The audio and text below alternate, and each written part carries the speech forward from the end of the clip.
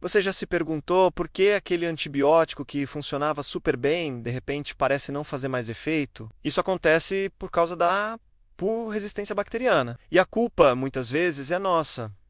Imagine as bactérias como um exército. Quando você toma um antibiótico, ele ataca esse exército. Mas se você para o tratamento no meio do caminho, ou usa um remédio que não precisa, algumas bactérias, as mais fortes, sobrevivem. E o que elas fazem? Elas se multiplicam e passam essa superforça para as descendentes. E pior, elas podem até ensinar outras bactérias a se defenderem também.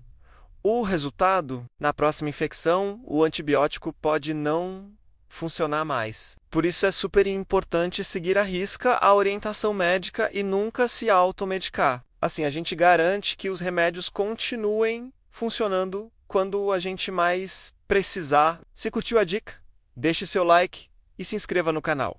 Imagine um mundo onde um simples arranhão pode ser uma sentença de morte, onde uma cirurgia de rotina é um risco altíssimo e doenças que hoje tratamos com facilidade, como uma infecção de garganta, se tornam novamente ameaças mortais. Este não é o enredo de um filme de ficção científica apocalíptico. É um futuro assustadoramente real para o qual estamos caminhando. E tudo por causa de um inimigo invisível, mas incrivelmente poderoso: as superbactérias. Você já parou para pensar no que realmente acontece quando toma um antibiótico? Essas drogas milagrosas, descobertas por Alexander Fleming quase por acidente, revolucionaram a medicina. Elas são como armas de precisão, projetadas para atacar e destruir bactérias nocivas que invadem nosso corpo. Algumas destroem a parede celular da bactéria, fazendo-a explodir. Outras interferem na sua capacidade de se multiplicar, paralisando a infecção. Por décadas, tivemos a vantagem nesta guerra silenciosa, mas o inimigo está a adaptar se e está a fazê-lo a uma velocidade alarmante. O problema é a resistência aos antibióticos. E para entender como isso acontece, precisamos mergulhar no incrível mundo da evolução bacteriana. As bactérias são mestras da sobrevivência, elas multiplicam-se a uma velocidade vertiginosa.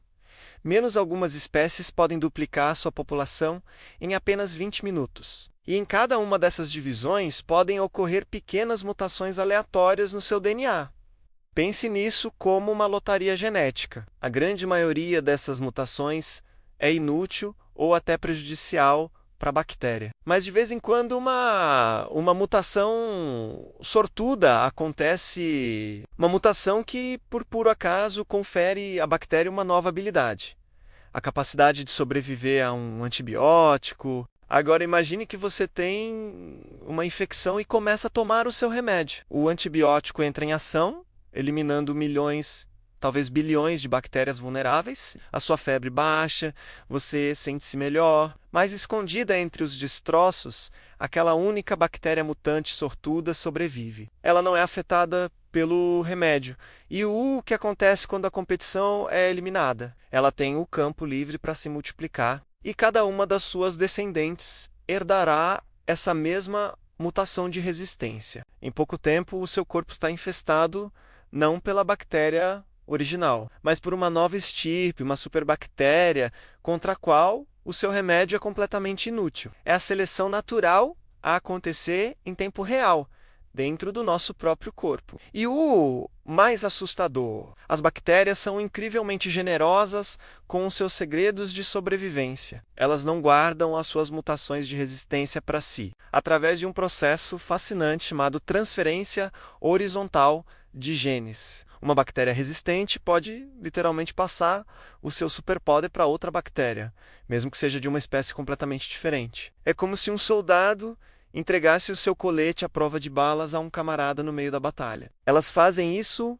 através de pequenos pacotes de DNA chamados plasmídios. Uma bactéria pode conectar-se a outra e simplesmente transferir o plasmídio que contém o gene da resistência. Isso acelera a disseminação da resistência de uma forma exponencial e aterrorizante. Mas como é que nós, humanos, estamos a alimentar este monstro? De várias maneiras e muitas vezes sem perceber. A principal é o uso indevido e excessivo de antibióticos. Sabe quando você se sente mal, acha que é uma bactéria e insiste com o médico por um antibiótico?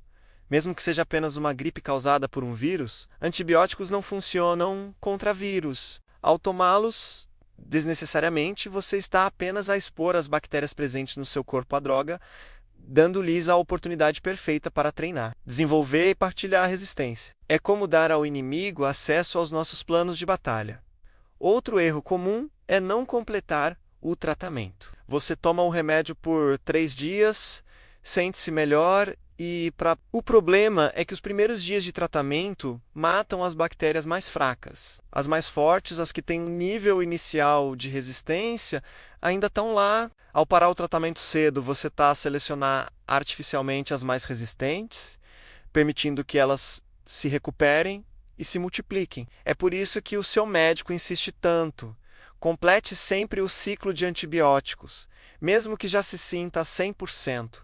E o problema não se limita à medicina humana. A agropecuária é outra grande arena para o desenvolvimento de resistência. Antibióticos são usados em larga escala em animais, não apenas para tratar doenças, mas muitas vezes para promover o crescimento ou prevenir infecções em ambientes superlotados. Essas bactérias resistentes desenvolvidas nos animais podem depois passar para os humanos através do consumo de carne, do contato direto ou até mesmo através do ambiente, contaminando o solo e a água. É um ciclo perigoso que conecta a nossa saúde à saúde do planeta e dos animais que criamos. As consequências já estão a ser sentidas em hospitais por todo o mundo. Pacientes com infecções por superbactérias, como a MRSA, Staphylococcus aureus resistente à meticilina, ou a KPC Klebsiella, pneumonia e carbapenemase, enfrentam tratamentos longos, caros e muitas vezes ineficazes. São necessários coquetéis de antibióticos de último recurso,